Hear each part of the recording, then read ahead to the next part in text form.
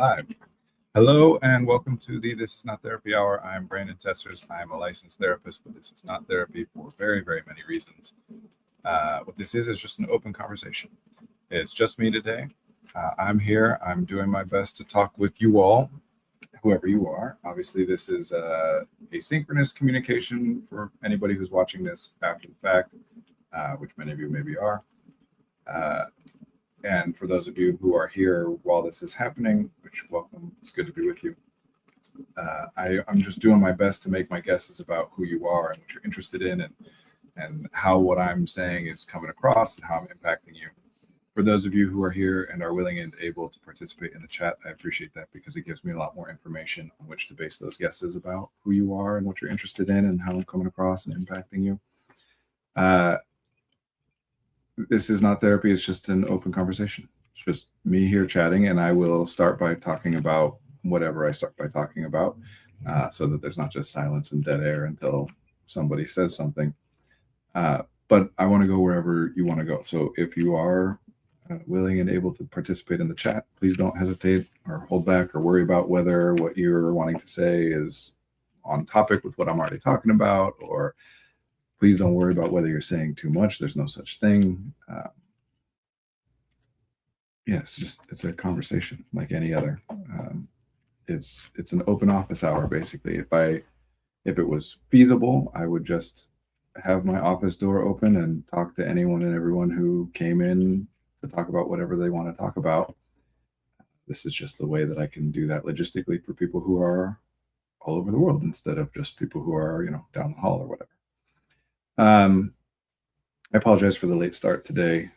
I was sending a message that I thought I would write quickly, and as very often happens, and maybe this is something worth talking about today, as very often happens for me, I'm like, I can write this in a couple minutes, and then I start going too far, and then I'm like, oh crap, I've written half of a message and it's been 4 minutes. I better back up and start over and just try and do it more simply. And then that turns into another complicated thing. And ended up, getting that message sent off at like 1:07 instead of 1 o'clock when I thought that I would. But it's good to be here. Unfortunately, Caitlin Miller, who is usually with us, is not here with us today. Hopefully she'll be able to return next week. I work with a private therapy practice called Effective Artistry. Our office is located in Northbrook, Illinois. We do individual therapy, couples therapy, family therapy, and group therapy with people in the states of Illinois and Wisconsin. We also work with a few coaches who can work with people all over the world via the internet. The coaches we work with are all trained in supporting people with executive functioning, but have additional specialties as well, parenting coaching, for example. I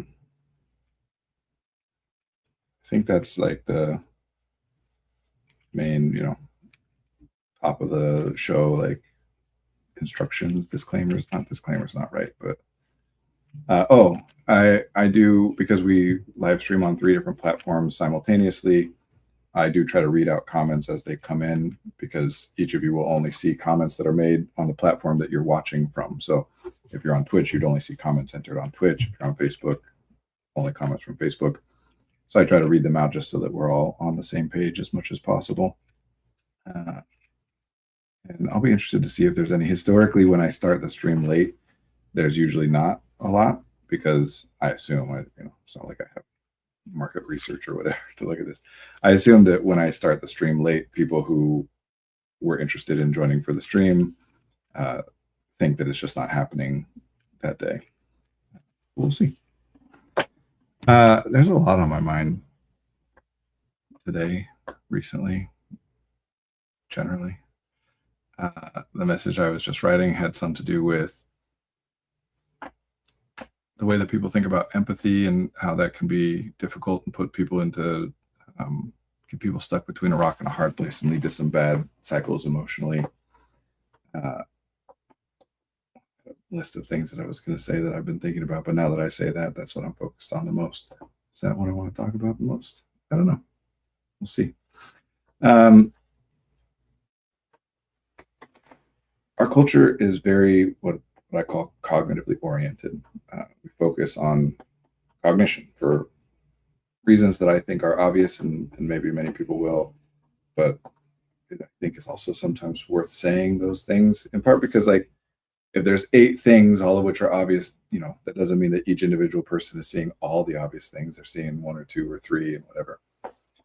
Uh, but effectively, humans as a species have spent millennia addressing issues that that living organisms need to focus on in order to survive, right? Like most animals, and humans are animals. Whatever else you might want to categorize humans as, it is also true that humans are animals. Uh, Most animals are primarily, they're spending the vast majority of their resources on finding enough food to continue to survive. In fact, I recently was reading an article from an anthropologist who studied other great ape species as well as like humanity. Um, that said that I want to say it's gorillas spend 11 hours a day chewing, something that humans do for approximately an hour a day, in large part because we've developed fire and other ways of processing food so that we can chew it and digest it much more easily, more quickly. We, of course, none of these things are universal for every single human on Earth, but as time goes on, it's more and more widespread and common. And for anybody who's here on this conversation, you're looking at this through the internet, through a computer or a phone connected to the internet. You have access to electricity and Wi-Fi and whatever. For the most part, we spend the majority of our lives in like physically safe environments, to the extent that, again, always exceptions, but for the most part, even those situations that we most commonly, as a culture, people in this culture, even those situations that we most commonly encounter that are physically unsafe are mostly not fatal, which doesn't mean that they're not bad, because there's lots of degrees of it, and it's not about that things have to be the most extreme. But for the most part, I mean, very, very few people are encountering like predatory animals that want to or attempt to kill and eat them. Uh, we we have temperature control in indoor spaces, right? Uh, we have access to clothing that is built with modern technology, and that one even applies to like many, if not most, people who don't have houses. Like the coats that we have access to, and the processes that go into like preparing our food that makes it so that that food is less likely to make us ill or cause us problems. We we've been focused. I don't think anyone can argue. We've been focused for millennia on addressing the physical problems of being a living human. We've, as a result of that, increased what we would often call leisure time, meaning like time that you have where you don't have to be doing one particular thing or another. And that's boring, right? If we have a bunch of time and nothing to do, we get bored. Boredom is an emotional experience. Well, boredom is a word that people use in different ways, but we're talking about boredom, the experience in the moment where like, I currently feel bored. What we're talking about with that is a sense of discomfort, emotional discomfort. It's not a feeling that we like and we want to address it. And in order to address it, we do things to find stimulation, right? Well, we're built, your body, including your nervous system, and your brain is part of your nervous system. These things were built for the conditions of our long, long ago ancestors, evolutionary terms, right? Like hundreds of thousands of years ago. That we have bodies that are built for like walking for 8 hours to 12 hours a day. And man, I want to name all kinds of things, but that point is the point. I guess it doesn't matter to list all the specific, like how we slept differently and how we ate differently and whatever. And we don't live in those circumstances anymore. So we still seek out stimulation. It's just that the stimulation we seek out is by and large cognitive. And that's not to say all of it. Obviously, most people have some physicality. Let me say this differently.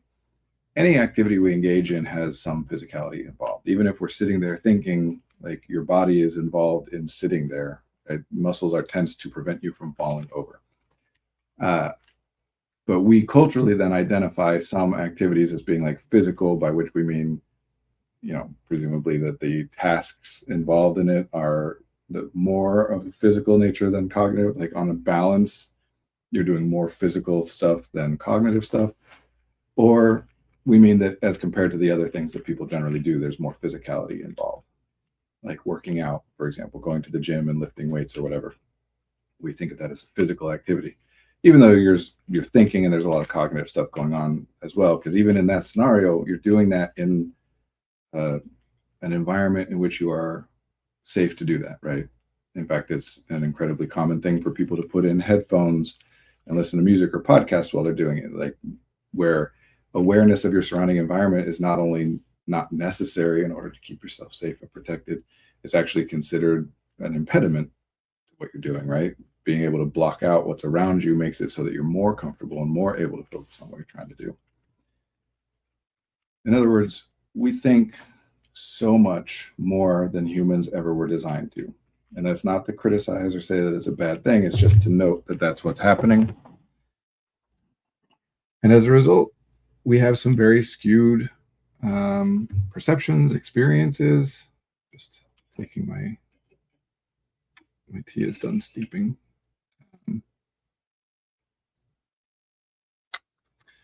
Trying to think of an example of how to.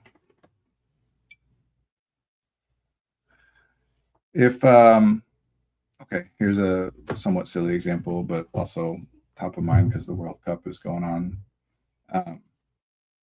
In America, we refer to the sport that's played in the World Cup as soccer. In the rest of the English-speaking world, it's referred to as football. In many other languages, it's referred to as something that translates to football or even sounds very close to football. In the United States, there's a different sport, which in the rest of the world is typically called American football, that we call football. So if you're from Australia or England, and you're talking to an American and you say, do you want to play football? Most likely, they're going to be thinking of American football.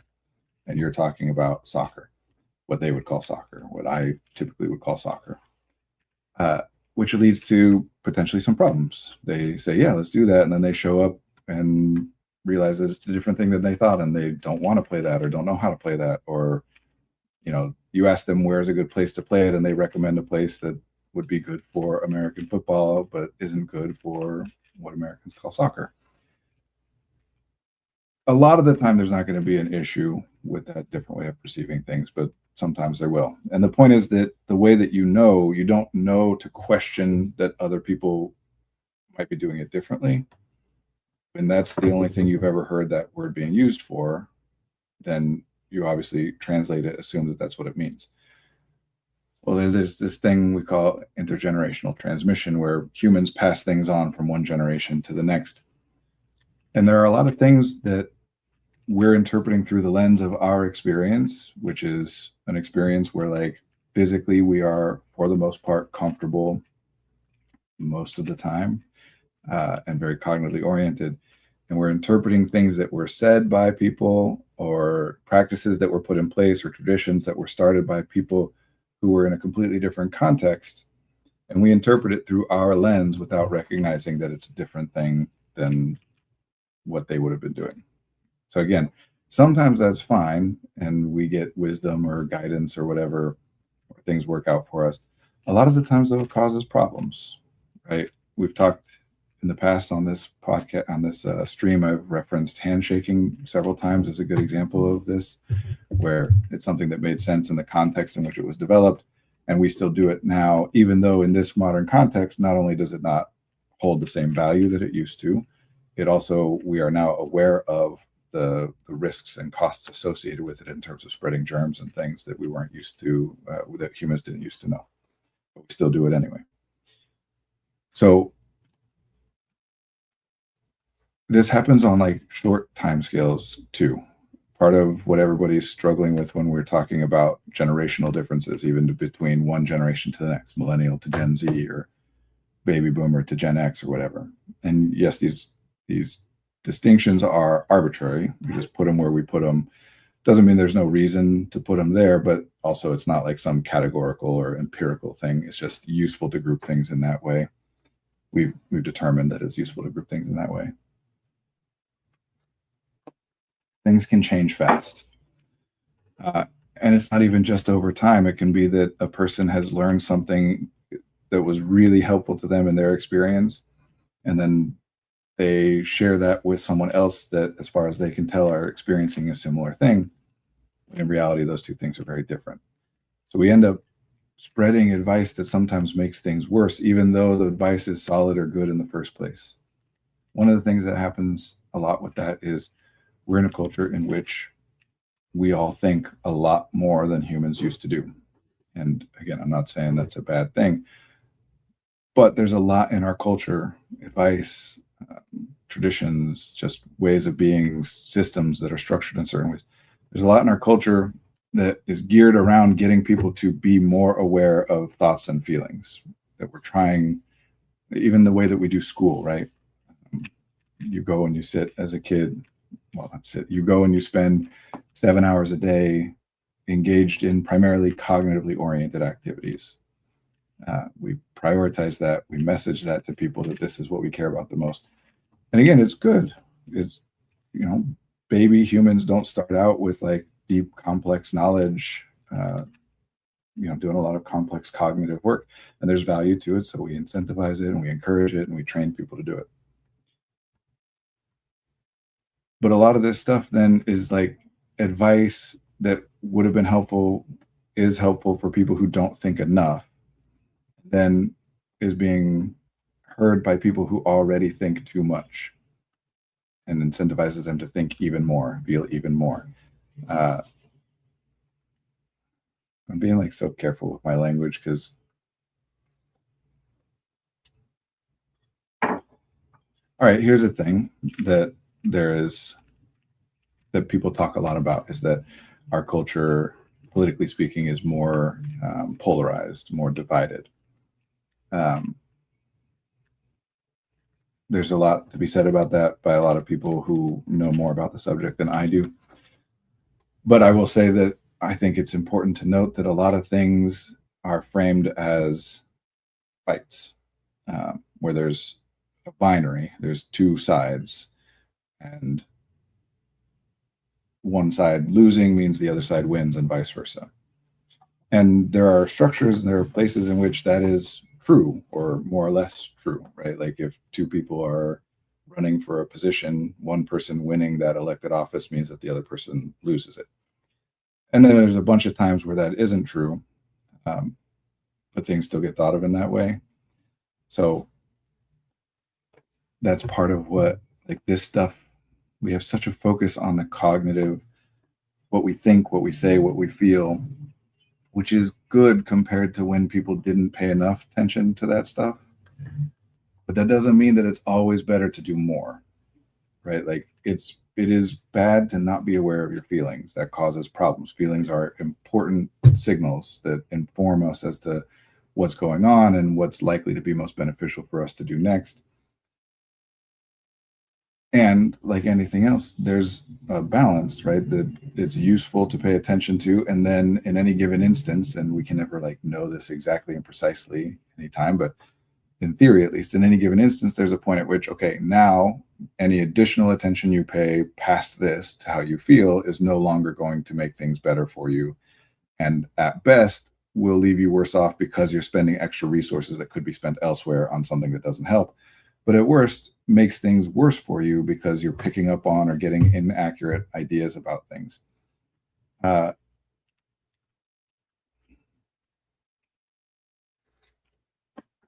focus on a practical version of this. Something that's very, very common these days is that we are all of us, no matter who, children, everybody, we're all much, like, I can't even overstate how much more aware we are of things which are happening in the world beyond our immediate sphere of influence and observation than humans ever were.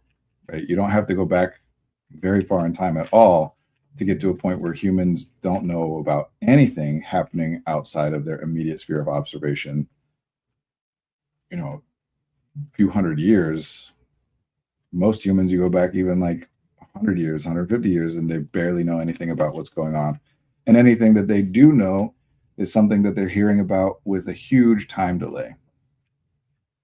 Now we have technology that enables us to literally hear about anything happening anywhere in the world immediately. And there are a lot of advantages to that.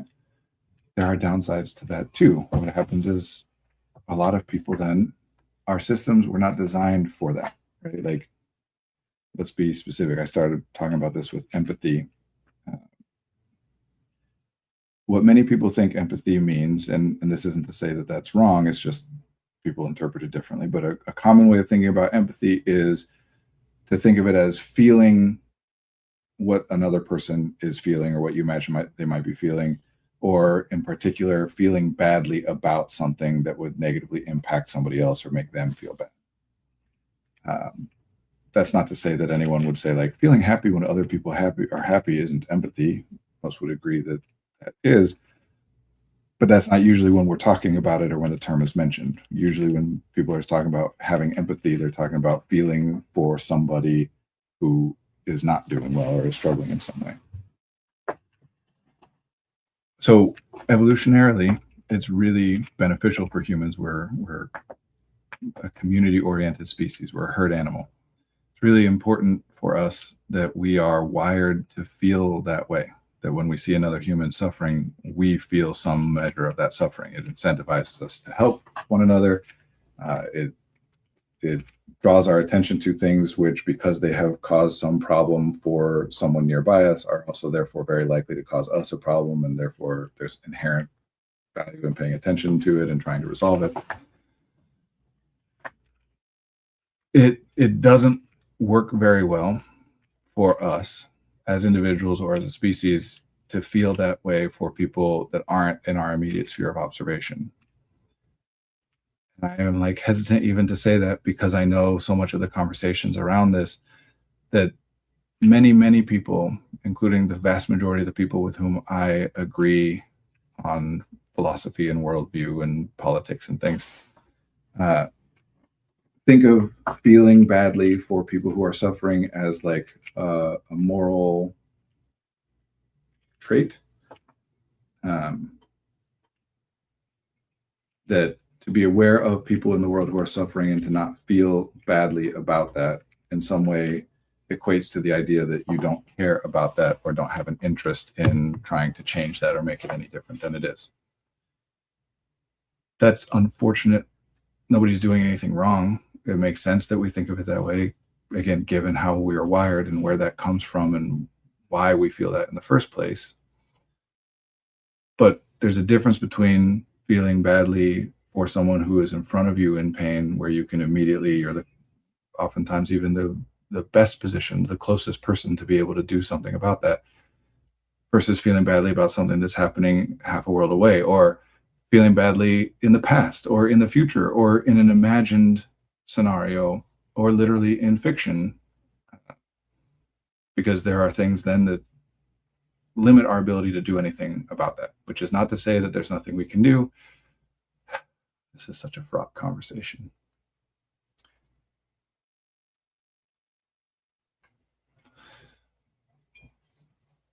I'll say this.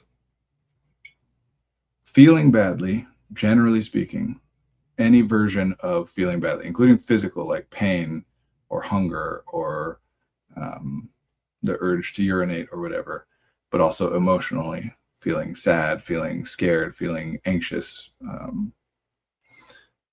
any version of feeling something that is unpleasant to feel, uncomfortable, that we don't like feeling. Part, at least, of the value of feeling that is that it draws our attention to something that, in theory, would be important for us to pay attention to. Right? There's, of course, the body only changes so quickly. DNA only incorporates things at a certain rate. And so there's all kinds of times where something feels bad or even causes physical pain, and it's actually true that like that's beneficial and we don't need to pay attention to it or whatever. But the underlying idea of the mechanism, the value of it, is that it draws your attention to some problem that if you weren't to pay attention to it could get worse and make things worse for you, as well as incentivizing us to then resolve that problem, to do something to make it go away. Once you have identified the problem and are engaged in the process or resolve to, fix it, solve it, at that point, the feeling bad is no longer beneficial. Again, I'm not going to say in every single case, but generally, feeling bad is not in and of itself beneficial. It's beneficial because it draws your attention to something and because it incentivizes you to attend to that thing. That's why when people are sick or injured and they're in treatment for it, we have identified the problem and we're actively working on taking care of it. At that point, we tend to give pain medication or do whatever we can to reduce those symptoms so that they don't distract from the efforts of trying to recover. Because generating those feelings, generating the feeling of pain, that's something that we, in our body, we do. We do it in response to something that's happened. It doesn't mean that we're feeling pain for no reason. It means that when you get stabbed, the sensation of pain that you feel is a sensation that your body generates and then that you perceive. So it costs us resources to generate it and to perceive it. Once it's already served its purpose, then that's a waste of resources. Now, it can be tricky to determine has it already served its purpose or not. But this is a long roundabout way of saying that disliking what is happening when people are suffering does not require that you actually feel badly about it. Now, most of the time, we feel badly when something that we don't like is happening, especially like that's something that we start with by default. And we as people in our culture, we as individuals, we know that that's something that we want to be able to increase people's ability to modify that. We refer to it as a big part of what we talk about as maturity, that, a baby, something happens that they don't want and they cry. Or they want something to happen, a toddler wants something to happen. And my son this morning wanted to have a certain kind of breakfast and we weren't going to have that kind of breakfast and he was crying about it. And we generally would all say that's a bad thing to do, but that it is beneficial for a person as they grow up to be able to distinguish that, like, sometimes there are things that I want that don't happen or things that I don't want to happen that do happen, that I don't like, that feeling some kind of like emotional distress about it isn't helpful. Well, that's again a generally true statement about something that you already are paying attention to and care about and are attempting to intervene with. At that point, it's typically not helpful anymore to continue to feel badly about it. But this concept in our culture is so inextricably linked. The idea that if you were to care about something, that means you feel bad when it isn't what you want it to be. Does that make sense? I don't know who I'm asking. Does that make sense? This is such a, you can see me, anybody who's watching this can see me struggling and like being careful with language, because this is a conversation that comes up a lot with clients, with personal acquaintances. And it's really tricky because of the extent to which feeling badly has been moralized. In other words, our culture has set up this binary that either you are a selfish person who does not care about other people's suffering and has no interest in trying to do anything to change it, or you are a person who does care about other people's suffering and wants to change it, and therefore you feel emotionally badly about it. You feel sad and scared and guilty, and those things do go together by default, but they don't have to go together. And we all learn this and we all reinforce this with one another, and we teach this to children. We work on developing our ability to separate, are things the way that I want them to be, and do I feel emotionally some unpleasant experience because of that? It is true that if we look at like the trend, statistically over time or whatever, that like people who feel badly, just like people who are in pain, are more likely to pay attention to what's going on, are more likely to be people who are also paying attention to what is going on and wanting to do something about it. There's at least some causal relationship there, but it isn't required, and it interferes. If you're trying to help somebody and you yourself feel, let's say that you are aware of somebody who is very, very sad, depressed. The more that you feel depressed, the less of an ability you have to help that person. I know that sucks to say that. Nobody likes that idea. For all kinds of ridiculous cultural reasons, things that made sense in the context and then evolve in understandable ways, but end up at silly places. But if I'm depressed to the extent that like I'm barely getting through my day, that doesn't make me more able to help somebody out who's struggling. It means that I'm less able to help that person out than if I were happy. Part of the reason that that sucks to say and it sucks to hear is because if I'm depressed as a result of all the things that other people are struggling with and wishing it was different, and struggling with the fact that I haven't been able to help or might not be able to help the way that I would like, well, I'm feeling bad as a result of that. And then thinking about the fact that I feel bad is also then making it so I'm even less able to help. Makes me feel even more bad. And that's oftentimes how people end up in the depths of depression, is that we're feeling bad about something that makes us feel bad. We're feeling bad about the fact that we feel bad about something, which makes us feel worse. But it is undeniably true that the better that a person is doing, the happier they are, the better fed and, more access to resources. Some small emergencies at work. Oh, okay. Sorry to hear that. Hopefully they're either have been addressed or will be easy to address.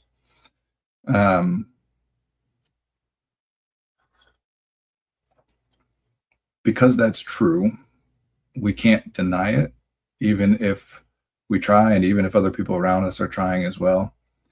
Even if we wanted to think like, no, me being depressed does not inhibit my ability to be more helpful to other people. We can't think that because it's not true, and you recognize it.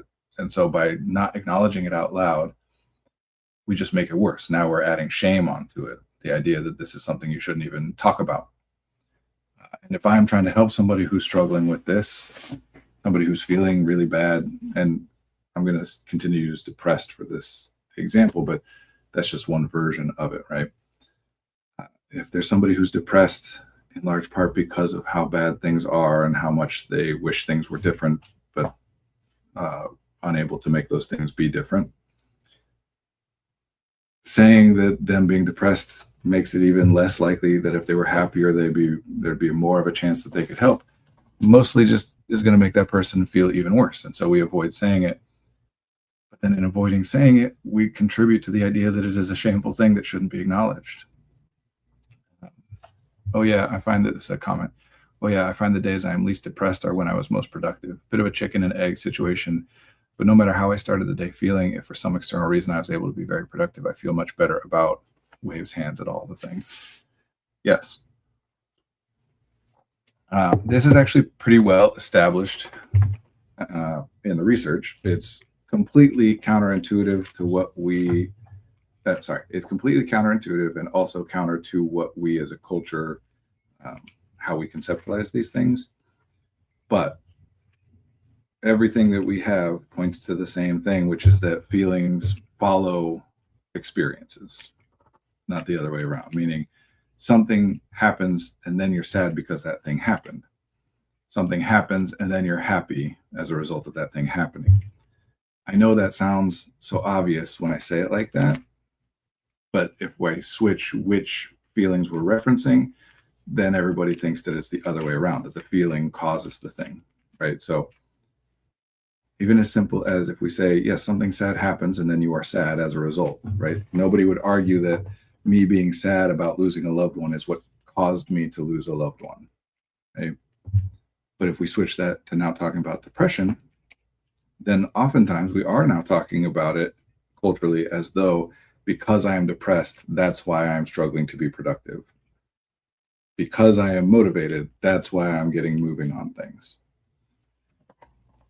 But that's not how things work. This is one of the downsides of being cognitively oriented. Cognition has vulnerabilities. Physicality has vulnerabilities and limits. Cognition has different vulnerabilities and different limits. And the point of cognition, the only reason it's helpful is because we can learn new things, get access to new ideas in abstract ways that we then are able to implement in ways that impact what we do and what we think and what we feel, sometimes with conscious effort, but many times, maybe most of the time, without conscious effort. We develop non-conscious processes that are impacted by what we think. That means that if we get bad ideas, we can still, because those ideas are not about direct observation, they're about abstract concepts. And those things, just like any other concepts, can get internalized and impact what we do with conscious effort. We can consciously force ourselves to do things that in reality are bad for us. Or they get worked into non-conscious processes all the time, where without any conscious thinking or effort or even recognition, we end up doing things that are productive to what we're trying to accomplish, right? That we do things in an effort to be happy that actually make us more sad. We do things in an effort to help that actually make things worse. Now, not everything. A lot of what we do to make ourselves happy does. And a lot of what we do to help does. But sometimes things sneak in there and get stuck in ways. And this is one of those things that people will, let's talk about, because productivity, being productive was brought up here. Which, by the way, I think it is worth pointing out, and this is a good opportunity to point it out, that if you ask people what the opposite of sad is, they'll say happy. If you ask people what the opposite of depressed is, they might also say happy. But the way that we talk about it in our culture doesn't actually position depressed as being on the opposite end of the spectrum from happy. We position it on the opposite end of a spectrum from productive. Am I going to nitpick your terminology again? No. I am not. I think it's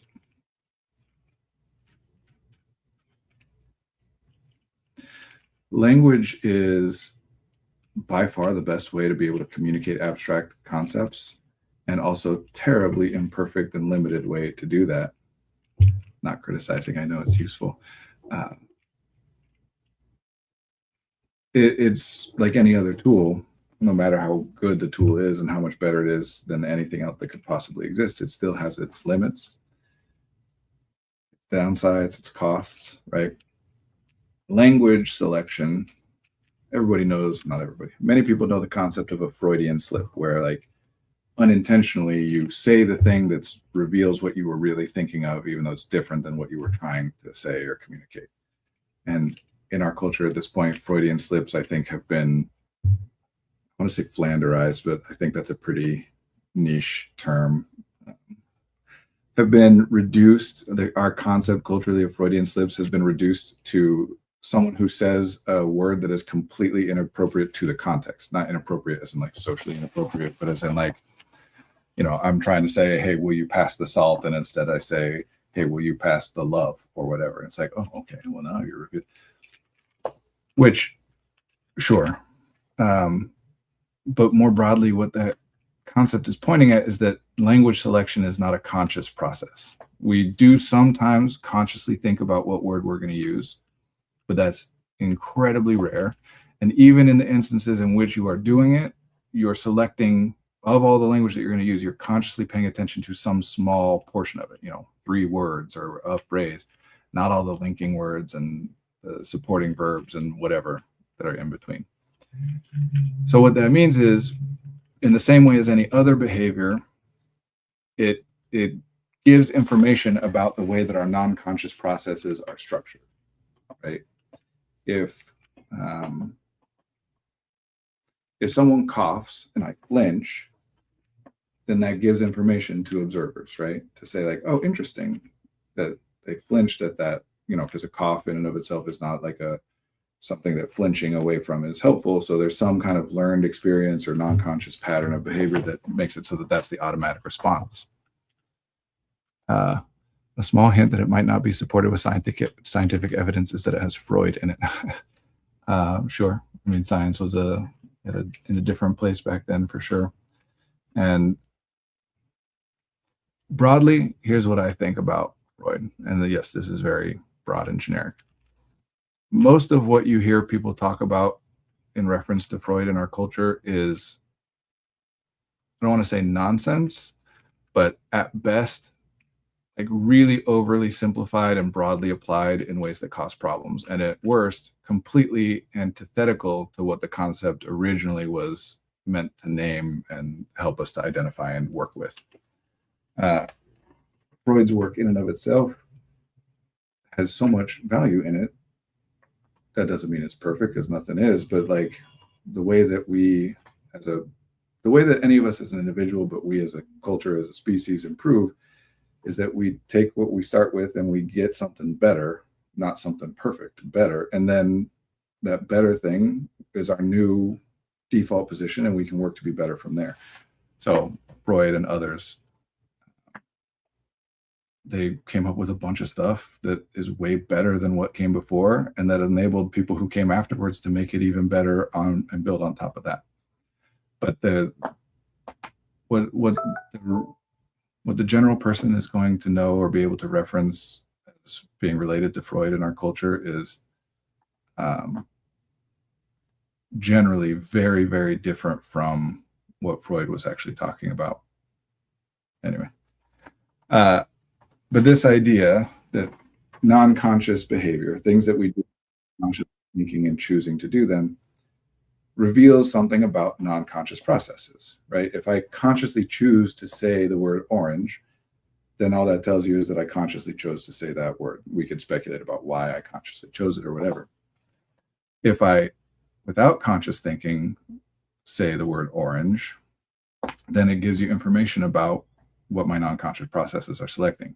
Now, whenever the thing that I say is helpful and appropriate to the context, right? It accomplishes what I'm trying to accomplish. Then once again, all we can really say about that person is that whatever these non-conscious processes have built in is successful, useful, like they understand or know or are able to navigate the situation. It has a lot of potential, meaning it's so wrong, it leaves a lot of room for us to improve. Sorry, it's very easy to diss Freud. It is. And from the perspective of a therapist, Freudian psychoanalysis has a lot in it that I can see why someone would arrive at that. And then like, yeah, there's a lot to build on and improve from there for sure. But anyway, when someone does something that doesn't help, right? Like if I want to take a sip of water or a sip of my tea, and then I do, that doesn't give us any information about my non-conscious processes, except that they accurately are able to interpret the desire to take a sip of tea into action that results in that outcome. If instead I want to take a sip of tea and then I smack the tea cup over and spill it everywhere, then we'd be like, whoa, what? Because that something's going on there. There's something in those non-conscious processes that resulted in action counter to the desired outcome. That's what, long before Freud, I mean, presumably since humans have been able to have conscious thought, that people have been thinking about. We all know that a lot of the time we do stuff that results directly in what we want it to be, and that's great. And some of the time we do stuff that not only doesn't result in what we wanted, but sometimes actively makes it so that things are even less what we wanted, or we're further away from what we wanted. And sometimes we do that stuff more than once. Sometimes we're just wrong and we learn. Other times we notice, like, why do I keep doing this thing that gets me further away from what I'm trying to accomplish? And because those things aren't being done consciously, we have to look at what is the non-conscious process that's leading to this thing happening. There's something, some belief that's been internalized, some process that's been learned, whatever, that isn't working out well, and we want to identify it. And because those things are non-conscious, nobody can observe them.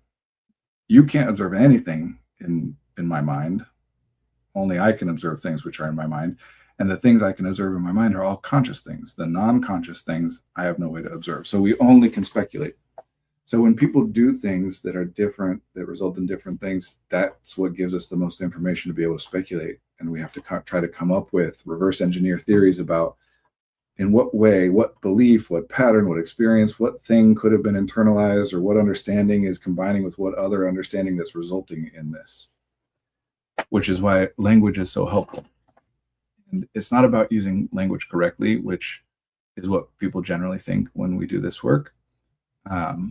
Because in our culture, the vast majority of the time, if anybody is making some comment, maybe not the vast majority of the time, but quite often, and certainly the times that you're more likely to remember, when somebody is making some comment about the word that you're using and whether it means what you're intending it to mean, they're just being pedantic or nitpicky, where they're saying like you're using it differently than the dictionary definition would be, which is irrelevant. It doesn't matter. Then that also means that when we're talking about language that we use in a context in which it might very well be relevant, that one of those non-conscious processes is this, that we interpret that as through that same lens. Somebody's being pedantic or nitpicky. It's kind of the metaphor I like to use for this is, it's like if you're talking to somebody and you're just regular day-to-day experience and you're like, yeah, I drive such and such car. It gets, I don't know, 25 miles to the gallon. And somebody's like, actually it gives 26.2 miles to the gallon. Like the vast majority of the time that is irrelevant to the conversation. It's not a meaningful distinction. But, when you're working at the EPA or whatever, or you're working at the car manufacturer and you have to be able to study and determine what exactly the miles per gallon is, then it is important to be very specific and precise. So if Ford were to say to the EPA, like, we get 28 miles to the gallon, but it's actually 26.2, then it's important that person's like, well, let's look and see. So for me, it's never, ever about correcting. In fact, maybe this is a little pedantic itself, but there is no such thing. Linguists will tell you that there's no such thing as incorrect usage from a native speaker. If a native speaker is using language, then that is a correct way to use it. The concept of using language incorrectly is a concept that only applies to someone who doesn't currently speak it, who is trying to learn to speak it, because then it matters, are you using it the way that the people who do speak it use it? But once you're a person who speaks it, if you use it, that is part of the way that people who use it, who speak that language, use it. So it's never about correctness, but it is often about what it reveals. And oftentimes it reveals things that people don't want to be true. That's where we get into the Freudian slip, meaning I am putting conscious effort into, for example, hiding the fact that I am angry with someone. And yet non-conscious processes that select my language or communicative behavior, even my face or whatever, convey to that person that I'm angry. But I don't want to acknowledge that I'm angry. And so if they recognize, like, well, you just said blah, blah, blah, that indicates that you're angry, then I might be very upset that they're finding that, right? Sometimes it's things that I don't want to acknowledge to myself, right? Things that I like, maybe I'm worried that I'm a jerk and I'm a selfish asshole, whatever. And then something in my language, somebody else picks up on it and sees, like, oh, you're more concerned with what's happening for you in this situation. And then I'm going to be very upset about that, because the idea that I might be more concerned about what's happening to me is something that I think is really bad and don't want, even though it's not inherently bad. This, I think, is very linked with what this modern way of using the word performative is. People generally these days, when they're saying something is performative, mean that it's inauthentic or fake, that someone's pretending to think or feel or care about something that they don't actually think or feel or care about in order to get credit for or impact the way that other people view them.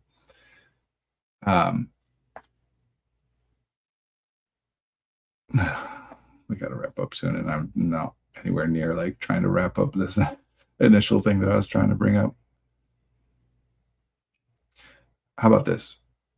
Our culture has very much encoded feeling bad as proof that somebody cares about something. So if you and I are supposed to meet and I'm 15 minutes late, if I feel really terrible, I'm sorry, I feel so bad, I feel awful about, and like you, and it's true, I actually feel awful, you can see that, then even though you're annoyed, you're likely to believe, well, that was something that like he doesn't want to happen. He cares about not happening, and therefore my evaluation of how likely it is that it might happen again is different. My interpretation of whether this is just because he doesn't value my time is different. What? You have more to say than there's time for it? Yeah. Yeah, you can apply that to the entirety of my experience on this earth. And honestly, I think every human's on earth. Whereas if I show up and I'm like, hey, I'm sorry, that was a mistake, but I don't feel bad about it, then you might be like, well, maybe he doesn't care about my time. Maybe this is likely to happen again in the future, right? We're incentivized to perform. That doesn't mean be unauthentic. It means display in a way that, is visible to someone for the purpose of how it will impact that person and what they think and what they feel and what they do.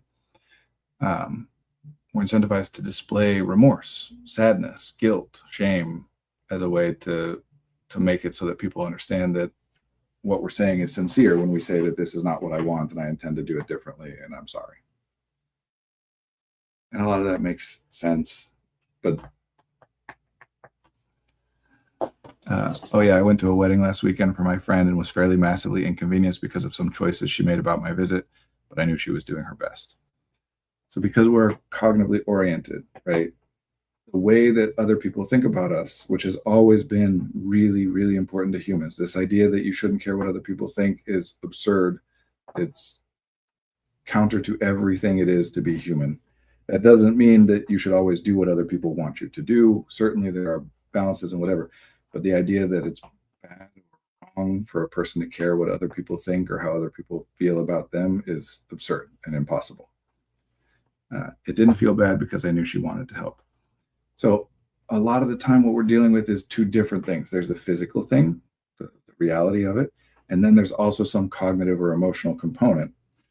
And because of how our lives are structured, generally the physical problems, even when they're real and they exist, again, exceptions to this, but more often than not, the physical problems are not like dangerous or life-threatening or, like going to injure us in some meaningful way. That doesn't mean that they're not bothersome or that, nobody should care or be concerned about trying to do them differently. No matter what level of discomfort a person is experiencing, it's better to not experience it.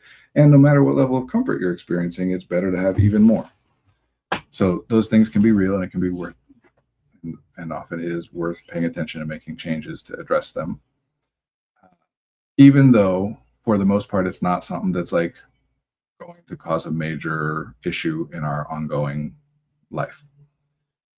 Whereas emotionality and thoughts, especially in relationship, is much more likely to be a major impact, right? Like if I'm